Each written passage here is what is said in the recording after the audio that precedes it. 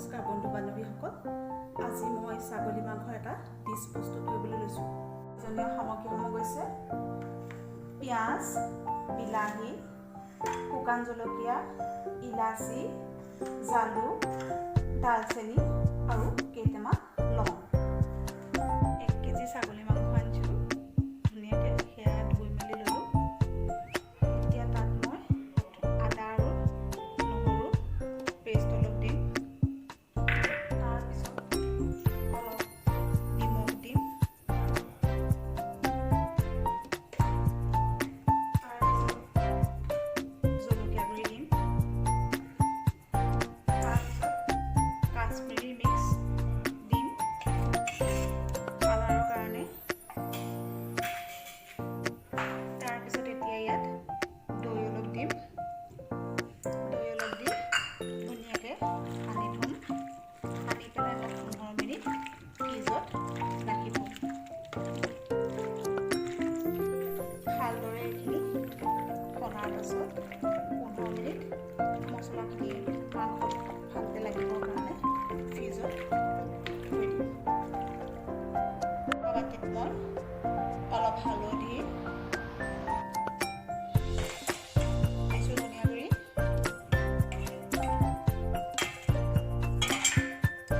চফ আৰু জিৰা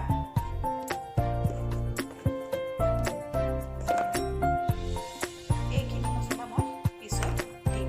এতিয়া মই প্ৰথমতে পিঁয়াজখিনি কুটি লওঁ। এতিয়া মই ষ্টভটো জ্বলাই কেৰাহীখন পাতি লৈছোঁ। কেৰাহীখন অকণমান গৰম হ'বলৈ দিছোঁ। কেৰাহীখন অকণমান গৰম হৈছে। গৰম হ'লত মই তাত মিঠাতেল দি দিছোঁ।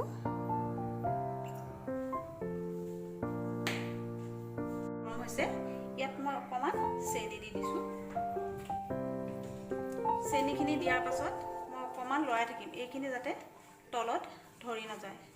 এইখিনি দিওঁতে অকণমান চাব লাগে, পটককৈ তলত ধৰি গ'লে মাংসখিনি খাবলৈ তিতা তিতা লাগিব। এইখিনি এতিয়া গলি গৈছে, তাত এয়া অলপ হেৰি হৈ গৈছে। বেছি হেৰি কৰি নিদিওঁ, অলপ উঠি গ'লেই হ'ল। এতিয়া তাত মই লং, তেজপাত, দালচেনি, ইলাচি আৰু জালুককেইটা দি দিছোঁ। জালুককেইটা অকণমান ফুলিছে, তাত মই পিঁয়াজখিনি দি দিম।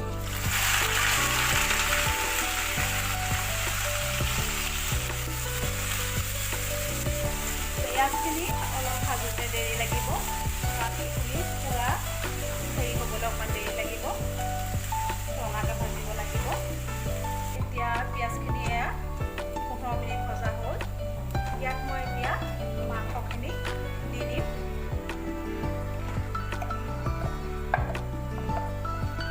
মাংসখিনি দি পেলাই মই ভালকৈ অলপ লৰাই দিম।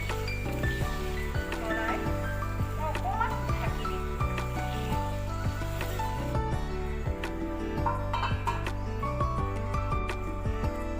অলপ দেৰি ভজা হ'ল। এতিয়া এইখিনি মাংসৰ পৰা অলৰেডি পানী ওলাইছে। এতিয়া মই ইয়াত মছলাখিনি দি দিম। মছলাখিনি আগতে গোটাই থৈছিলোঁ, সেইখিনি দি দিম। মছলাখিনি দি অকণমান ভাজি আকৌ 5 মিনিট মই ঢাকি দিম। মছলাখিনি দি এতিয়া মই 5 মিনিট ঢাকি পেলাই মাংসখিনি অকণমান লৰাই তাত মই আলু দি দিছোঁ। আলুখিনি দি অলপ লৰাই তাত মই এতিয়া বিলাহীৰ পেষ্টটো দি দিছোঁ। বিলাহীখিনি মই মিক্সিত মাৰি থৈছিলোঁ, সেয়া এতিয়া মই দি দিলোঁ। দি পেলাই অলপ লৰাই দিলোঁ।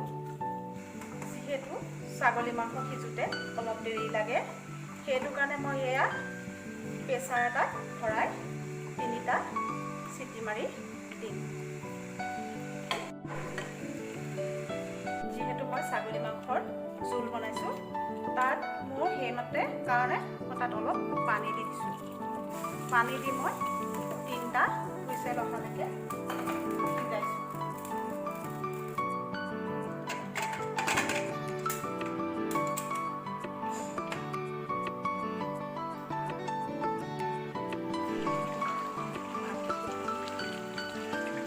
মাংসখিনি সম্পূৰ্ণৰূপে হৈ উঠিছে। ইয়াত মই এতিয়া অলপ কচুৰি মেথি দি দিম। কচুৰি মেথি দিয়াৰ পিছত অকণমান মই তাত গৰম মছলা